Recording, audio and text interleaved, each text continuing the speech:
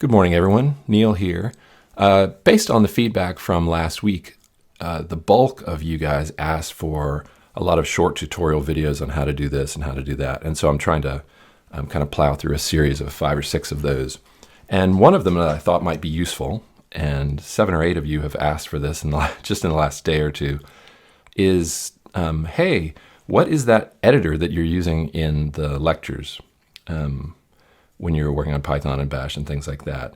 And so I thought it would be good to do a brief video on IDEs. And an IDE is just an acronym for an Integrated Development Environment. Pretty sure integrated is the I there. I know it's a development environment. And honestly, this comes down to a big matter of choice and preference. You can almost get into some holy religious wars over IDEs and which one is better and superior and so on. I'm not interested in superior or the perfect IDE. I'm just interested in one that works well and that helps me do what I need to do. And that might sound like a cop-out, but honestly, every 5-6 years, I might switch IDEs when kind of a new one emerges. And this one happens to be called Visual Studio Code. We call it VS Code for short. It's got a great community around it. It's fairly new. I don't think I saw it until maybe 2 years ago. There was also a great new one called Atom that I think might be related to GitHub. Part of it. Anyway, both of them are open source efforts. They're really well written. I'm pretty sure it's all using JavaScript under the hood here, but I wanted to show you just the basics of any IDE and a few specifics to VS Code that you might be interested in checking out. But again, there's Spider, there's Eclipse, there's PyCharm, there's good old like Notepad or BB Edit. And for me, honestly, the power of an IDE is that it integrates a lot of tools and actions in the same moment. So for instance, I can look at an entire project here in my sort of file browser, my Explorer. I can search for things over here. I can track get changes. So there's 2 files in this repo right now that have not been committed or merged or pushed or anything like that. I can do code debugging here. They've got a world of plugins for VS Code, but Atom has this as well, and Eclipse, and certainly all the others have a lot of options.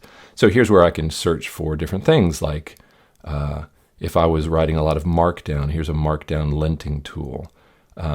I've got Python already installed. Kite is this sort of side AI tool that helps me autocomplete code, integrates with Jupyter, CSS, Docker, AWS, and so on. You'll notice I have an AWS profile selected down here, so I can sort of speak to Amazon services natively from within the environment. So that's really great.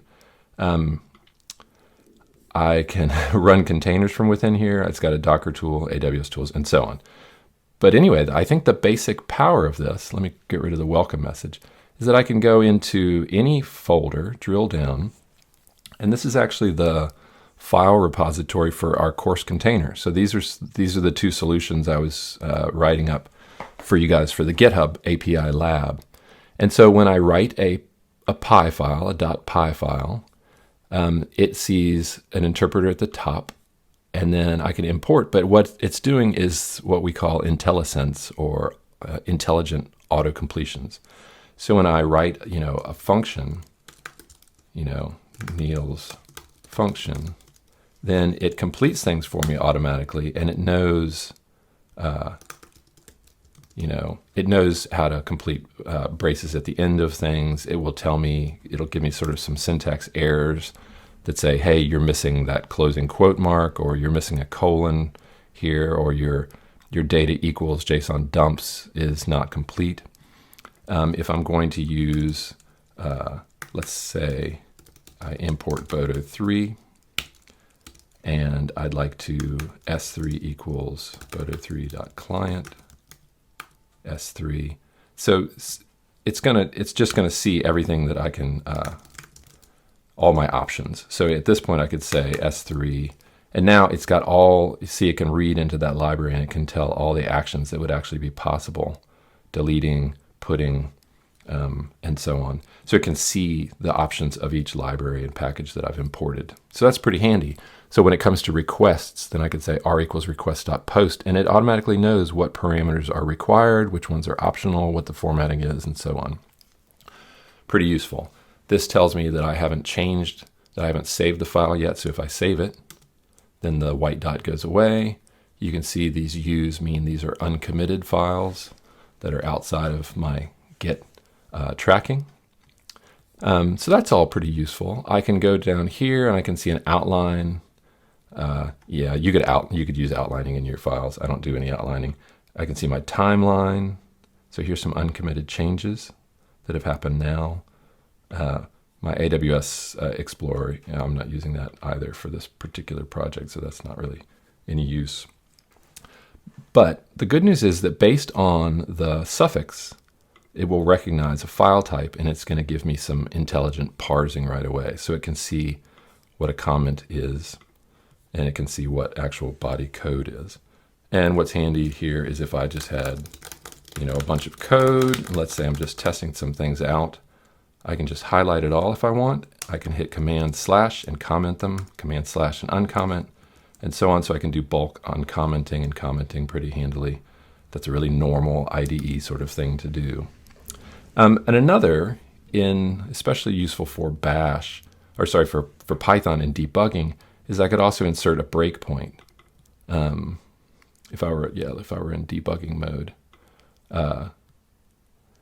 then I can enable breakpoints and insert them, which basically says, hey, Python, run me up until line 12 and then put a pause in here. Also useful is an active terminal. I can actually have multiple terminals to debug with. So you've seen me using this command before, where I can issue commands, and this terminal is automatically open into the base folder of this. It's open into the course folder here. So I can do all the normal things, like, practice 06, and it'll show me all the files and so on. I can have multiple of these. I can get rid of them here. If you have really long code, a good IDE is going to show you just a nice, long, huge running sort of mini thumbnail of your file and show you where you are in relationship, visually to that long file. So that's it. I mean, there are 1,000 other options. I'm not even going to go into all of those. I think what's useful for you is it helps you see your code clearly. It helps you track it. And so it would be good if it integrates with Git and allows you maybe to do pulls and pushes and commits from within the IDE. And that it recognizes your language. And boy, when you have the power of recognizing imported libraries, no matter whether you're working in Ruby or PHP or Python or whatever, Go, that it understands the syntax required for using those libraries. That's just worth $1 million and can really, really speed up your development. So, data science is not about pure development at all, but it is about writing code. And a lot of data scientists I've worked with, they don't live like developers. They don't live in code 24/7. And actually, I think the benefit of an IDE at that point is great because it helps you along. It helps you see and understand your code.